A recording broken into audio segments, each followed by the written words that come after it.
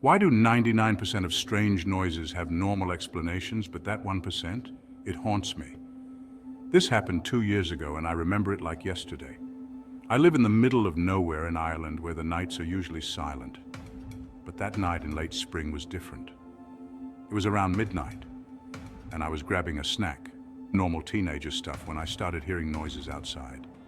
At first, I thought it was an animal, but it got louder.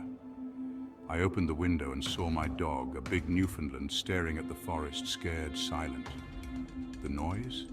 Imagine metal being scraped, but croakier. My dog, who usually barks at anything, was frozen in fear.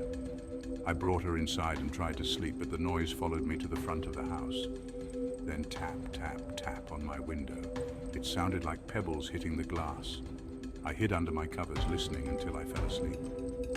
The next day, I found out a shady guy had moved in nearby, rumored